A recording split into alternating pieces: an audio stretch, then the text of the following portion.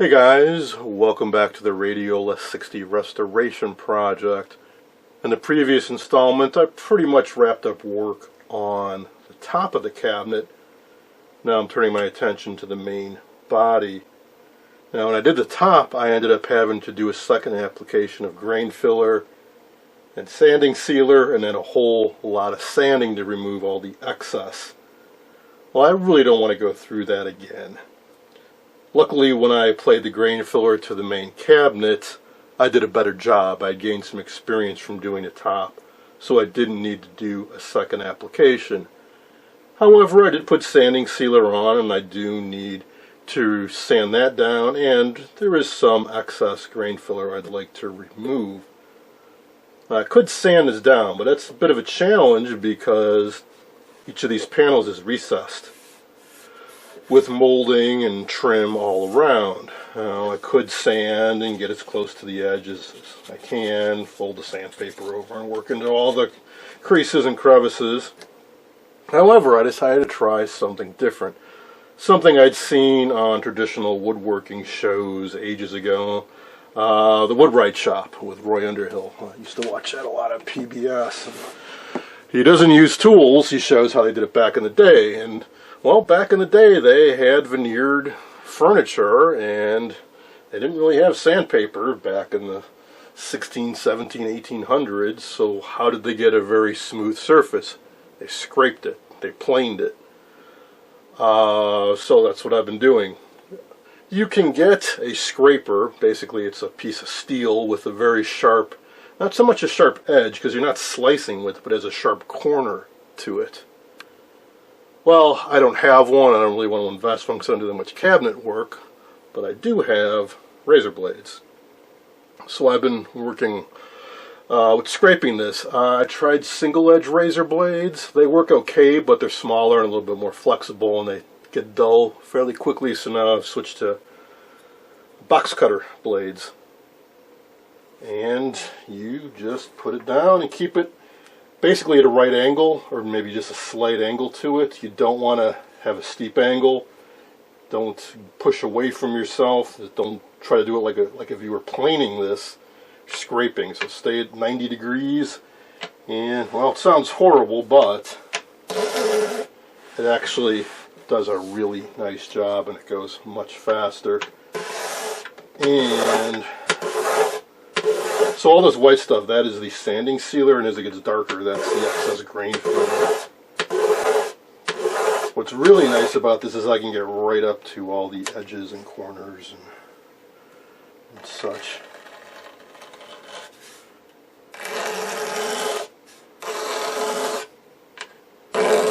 And after I get it down to where most of this is off, then I'll do a little touch-up on sandpaper if needed. So just like this, in this main area right here, I'm done. I already finished this area a little bit ago. This is definitely the way to go. It's going much, much, much faster.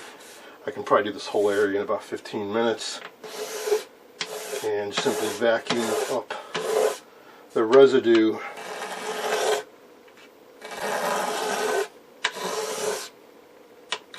You just have to be careful. If you apply too much pressure to one edge versus the other, gouge into this. You do not want to scratch the wood with a blade like this while you're applying a lot of pressure. So take it easy at first if you want to try this. Get a feel for it. And don't slip. And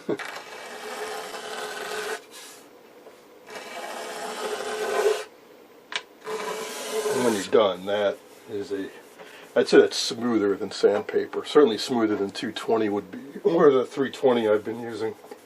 That's really, really nice. Now, one potential problem is if you have any unevenness in your veneer, it's really going to dig in. So, for example, I have a seam over in this area, and as I was scraping, I realized it's a little bit high. Was a glue joint between the two layers. But because I'm at an early stage where I haven't applied any color or anything, it's not really an issue if I scrape off some of the wood and kind of level this out. The veneer is thick enough, I'm not going to go through it by any means. And this also means that when I go to rub it out later on, where I use some abrasives and I'm rubbing this, if there were any high spots, I'd wear through the finish in those areas, so it's just as well I'm taking care of this. Also, this is the back side, the least visible, the least surface I'm concerned about. But that is one potential pitfall. If you had a very visible area where there was a high spot and you do this, you're going to scrape and you're going to really scrape that down, which you may or may not want to do.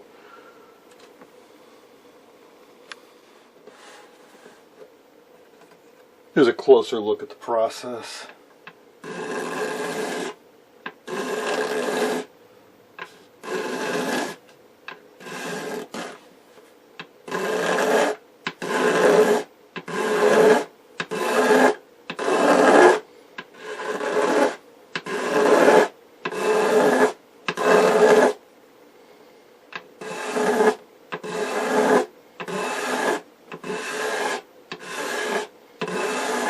You can hear the sound change when you get down. So here I'm done. I'm down to a very, very smooth surface now in this area. And then simply vacuum up the shavings. There we go. It's ready for the toner lacquer. I'm prepping the front of the cabinet now for toner, and I'm doing things a little bit differently. Because I had an issue when I did the top where after the grain filling, I put on toner, then a couple clear coats, and after a few days I noticed the surface was a little bit dimpled, like there was some sort of reaction maybe between the linseed oil and the grain filler and the lacquer solvents, I don't know. But what I'm doing this time is I'm putting on a few layers of clear lacquer before I do the toner and getting this smooth, then I'll put on the toner and then clear coat. The issue being that once the toner is on, you really need to be really careful not to sand through it or scrape through it, because you remove color and that area will look different than other areas. I'm also scraping after the lacquer instead of sanding, and boy, it's really, really, really smooth. And there doesn't seem to have been much of a reaction, if any. So I don't know. This did sit a bit longer than the top did, so maybe that had something to do with it. It had longer time to set up. I don't know. So I'm gonna shoot it with another layer or two of clear, and if everything looks great, then I'll do the toner. Just finished applying color to the front and back, so we are done with the mahogany toner. Gonna let this set up a few more hours, then to mask off all 4 panels for the final step to paint the trim, or tone the trim would be a more appropriate way to put it. No word reaction.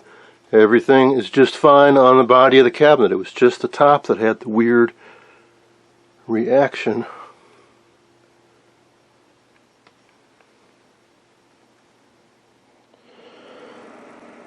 It's in the upper 70s today, a real treat for late October, so I'm going to get this done today. There's no way around it. Got to mask off all these areas. I figure it's about 90% prep, 10% spraying, but that's what you got to do if you want to get really crisp lines and a good result. So I have a few more panels to mask off, and then Van Dyke walnut all around. I believe I counted that I did 6 passes when I did the top lid.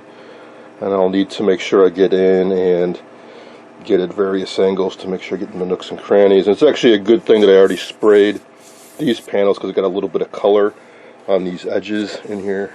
So if I don't get in there as well with the Van Dyke, they've already got some color added to them, so that's fine. Yeah, it's going to be a little bit of a challenge, but that's a good thing that I'm doing multiple passes, so I don't have to get it perfect every time. As long as the overall color is good. Alright, the end panel was pretty easy. Not looking forward to doing the front, but gotta get it done. I just have the back left to do.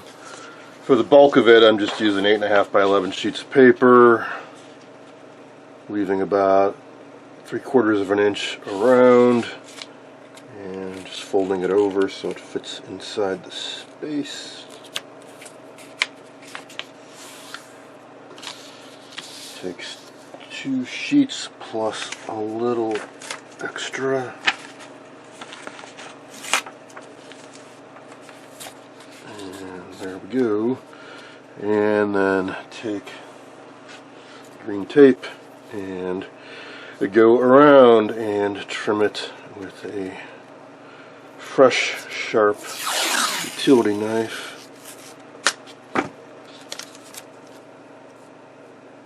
Idea being I don't want to waste a whole roll of tape masking off all that area. Sheet of paper is plenty to block the toner from going through. This is the back, so I saved it for last because I'm getting a little tired of doing this.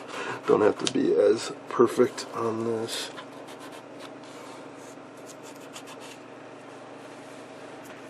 Trim off the excess. And be sure to go around with some type of instrument and really get it in good. And then remember, when we spray this, the first coat is going to be clear, and then we put on the color clear to seal up the edges so we don't get any color creeping down through.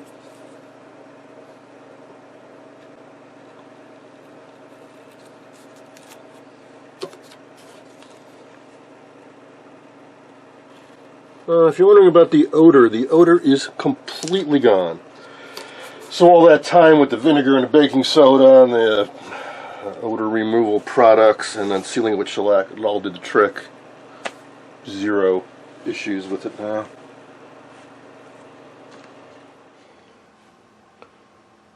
I'm really happy with everything about this cabinet except for this recessed groove that's lighter in color than the surrounding areas.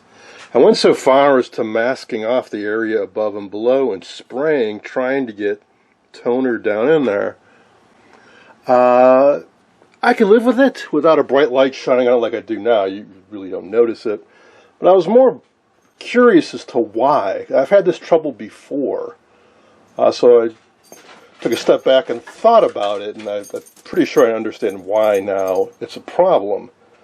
So I drew a little diagram here, kind of exploding the situation. So you're trying to spray toner down into the bottom of a recessed area.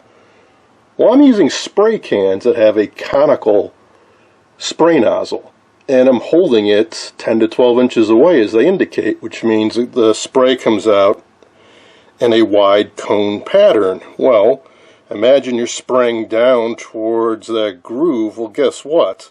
Almost none of it is going to make it into the bottom of that groove because it's dispersing and going out to the sides. So the only way I could see to make this work is to get the nozzle a heck of a lot closer.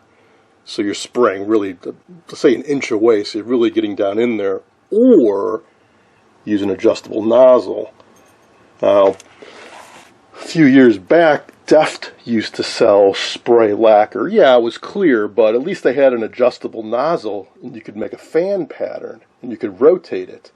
So instead of having the spray going out in a cone, or even in a fan in this direction, you could have it go in this direction, and which would be perfect for getting down in there.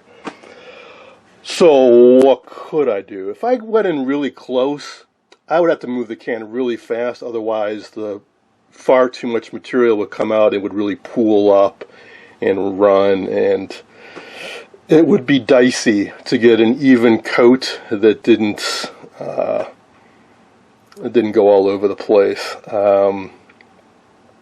By then, I mean, if I sprayed a really thick layer down in there, I'd have to have the cabinet up this way, and putting on a really thick layer of lacquer is generally not a good idea because it can crack. It takes a long time to set up. That's why they'd say, I think, literally on the can, for best results, do multiple light passes. But possibly. Another is, I've thought about this, just taking a Sharpie or a stain marker and run it down there. Now, stain markers generally over lacquer don't work too well, but Mohawk does make touch-up pens. And if there was one with a right-shaped felt tip that could get down into this groove, you could just run it along. Thought about spraying toner into the cap and using a paintbrush. I've done that before for a little touch-up, but lacquer sets up in minutes. And it even is right when it comes out, it's kind of gummy. So you'd either need to work incredibly fast or add some lacquer thinner to it. Now, if I'm brushing lacquer on here and I've already got toner lacquer, it's going to be melting into that and disrupt it. All that aside, imagine a perfect situation where you had a great little vial of toned lacquer and a brush. The odds of me being able to lay a perfect stripe down into this groove, because the thick is very low, because the thicker it is, the darker it is. So another option is to, at least for this little recessed area, don't use toner lacquer, use the pigmented lacquer that's opaque, which I might try doing again. So I could mask off and just leave a little gap in here and run the pigmented lacquer down. So even if only a little bit gets in, it's so dark and so opaque. Because I would be fine if this was basically, I want the recess area to be darker than the surrounding areas, and right now it's the opposite, which is a little odd. Anyways, I just wanted you to be aware of that's one of the issues you might have with toner lacquer, is when you've got trim that has grooves to it, or getting into corners, it can be a little tricky, and you kind of have to work it around. It's another reason to get a proper spray. Alrighty, we are very, very, very, very close to being done. So earlier I talked about not being able to, or having trouble getting it dark down in that recess. What I ended up doing, well, I tried a few things. I tried spraying a little toner into a plastic cap and adding some retarder so it wouldn't evaporate quickly. It was way too hard to brush down in there and get consistent color. So I masked it off and just left a little slit open, and ended up and used rather the pigmented type toner. I had some brown mahogany pigmented opaque, sort of like paint, and just sprayed it. So just down there, the bottom of that U, it's very dark now, it's opaque, and well, so that took care of it being too light down in there, and it also, because I just did it in that trench, preserved the color on the rest of it. So anyways, alrighty, we are very, very, very close. I think tomorrow, hopefully with the last spraying day, it's also going to be warm. Lightly sanded with 320 and sprayed on a few more coats. The top is looking really nice now, especially around the trim here. Really happy with that. And the front, or the rest of the cabinet's coming along very nicely too. I do need to sand these vertical parts, and I have to be really careful not to accidentally sand through the toner. It'd be very, very visible, but they are rough. I do need, or would like to, smoothen that out a bit.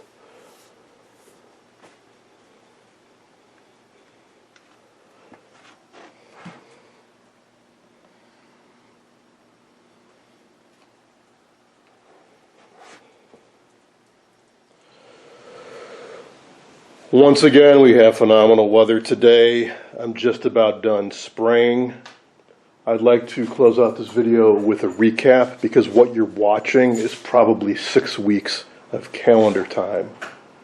We had some really miserable weather, especially early October. It was snowing, I think, one day, and now we're in the mid-70s, so go figure.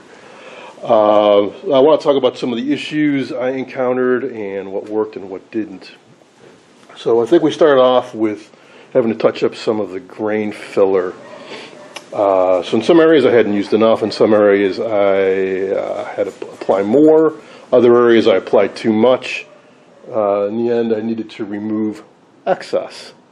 Previously, when I did the top, I sanded, and it's a lot of work. So I tried something new, which turned out to be extremely effective, which was to scrape it with the fresh single-ended or single-sided utility knife blade. Of course, go with the grain as always. Just need to be careful that you don't let the edge of the blade dig into the wood. But really worked out well. All right, so then I did toner, did the inner panels with brown mahogany, just a light coat just to give it a little something, and then semi-gloss on top of that. On the top, there was a bit of a reaction, and I ended up having to do a bit of sanding after putting on some clear coats to re-level the surface. It got a little funky in some areas. Did not happen on the rest of the cabinet. Only difference I can think of is I sanded the top and I scraped the sides. What difference would that make? I don't know, but something happened. All right. After putting on the toner, I put on a few layers of clear, and then I masked off the center panels and sprayed the trim. I had two choices. I could have used Tone Finish toner, this stuff, which is opaque. And honestly, in the end, maybe that would have been a better way to go. I'm just not crazy about it because it's so dark. On the other hand, we're using cheaper secondary woods or woods that have an odd grain pattern or don't match. Sometimes you do want to cover up the grain. And that's how the original was. It looked almost like paint. Maybe it was paint. All right, so I didn't. I used the translucent kind like I used in the center panel, but I used a darker color, different color, and I put on multiple coats. Had a problem. Generally, it worked out fine. But I had a problem in that I couldn't get it down into some of the crevices in this molding. I consulted online. I got a few suggestions. One was I'll just cut to it. What ended up working for me is I got in really close, probably less than 2 inches away with the spray, and went really fast and tried to focus it into that groove. A couple passes took care of it, but in doing that and experimenting and trying multiple passes, I ended up getting this pretty darn dark. So much so that I had to go back over on these vertical parts and do multiple passes on those. So in the end, unless you use a really bright light or get up really close, it looks opaque anyways. So that's why I'm saying either I need to do a better spraying technique with the translucent stuff or just go right with the opaque from the beginning. It would have saved myself a lot of time. All right, once that was done, I went back to removing all the masking and clear coating with this stuff. Pre-catalyzed semi-gloss. I've done about 3 passes on all the surfaces. I typically do 2 or 3 passes with a few minutes between, let it cure overnight, sand it, and then do 2 or 3 more coats. So this surface is in a really good place right now. Virtually no orange peel. A little bit on top. What's orange peel? Orange peel is when the droplets come out and they start setting up before they have time to all flow together and self-level. So they end up with a dimpled surface like orange peel, like literally an orange. What can you do about that? Spray on more and do it heavier because new fresh lacquer will melt into the old lacquer or sand. I do need to do the top a little bit better. Plus the top had that issue where it kind of reacted a little bit. But I'm just about there on the top as well. So at this point, if you've made it this far, you don't have any runs, you don't have orange peel, you didn't accidentally sand through the toner, and you've got a nice, even, smooth surface, you could call this done. Pat yourself on the back, job well done, walk away, you're done. However, there is one more thing you can do, which is to do a hand rub finish. What's a hand rub finish? Well, like it says, you rub out the finish, you break the surface, break the finish. What does that mean? Well, especially with gloss, if you put on a nice thick coat and it sets up great and it's perfectly smooth, it actually kind of looks plasticky. It doesn't have a warm, mellow look, and it certainly doesn't look like it has any age to it. And it can be a little too shiny. So what you can do is you scuff up the surface. I've seen some guys use steel wool, the finest grade of steel wool. I haven't had good luck with that. I don't like the kind of marks it leaves in the finish. what I've had better luck with is using pumice stone followed by rotten stone. I have 2 grades of pumice. You take a rag, you put some medium on it, mineral oil, or even just water. You make a slurry and use a soft cloth and you rub the surface and it scuffs it up. Start with the coarse. That doesn't just scuff it, but it also removes any minor imperfections too and gets you a really nice smooth, or even smoother surface. And then you go to finer grits. But even after you're done with the finest grit, it's not quite like glass. There's still a little bit of super fine scratches. What does that do? It makes the finish a little bit dulled and it kind of mellow, and it's a little hard to describe, but it looks better. Then after that, put on some wax to make it even warmer looking and protect the finish a little bit. Lacquer is basically water resistant, but if there's any voids in it, any fine cracks or anything, or if moisture hits it on it long enough, it'll find its way down to the wood. Wax will help protect that.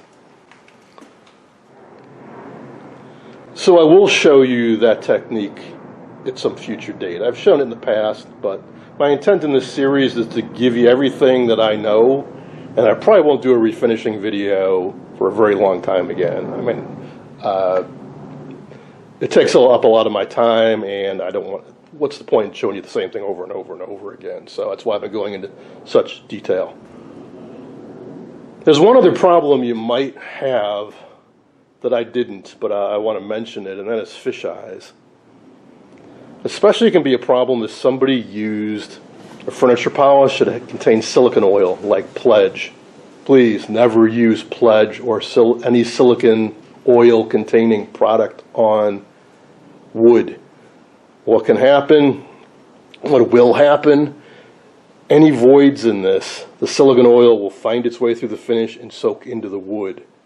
Lacquer and silicone do not play nice together. If you spray lacquer over contaminated wood, it won't adhere. It'll pull away, and that's what those fish eyes are. Those are little spots where the silicone oil penetrated the old finish and contaminated it. When you strip off the finish with lacquer thinner, it typically does not get the oil out. What can you do? There are some products that will help get it out of the wood, but generally you need to create a barrier layer. Luckily, shellac will basically go over anything, any kind of oil or contamination, and you can put lacquer on top of shellac. So if you were to have done the steps and then you went to put spray on your lacquer and it was just not adhering and it just looked terrible, pulling away from the wood, you would need to clear it off and spray a layer or 2 of shellac to make a really good barrier. Then you can continue on. It's a pain, so just before you spray anything on an antique, anything of any value made out of wood, check the contents of the can. Make sure it's just beeswax and oils and carnauba wax, stuff like that. Nothing synthetic, nothing with silicone oil in it. All right, that's going to be it for now. Generally, I'm very happy with the way this turned out. Just didn't quite have my technique down for doing the trim, but otherwise, very happy. Pick up at some point in the future, maybe over the winter. You know, it's a good winter project to do to rub out the finish. Meanwhile, I want to start working on the electronics. That's all for now. Thanks for watching.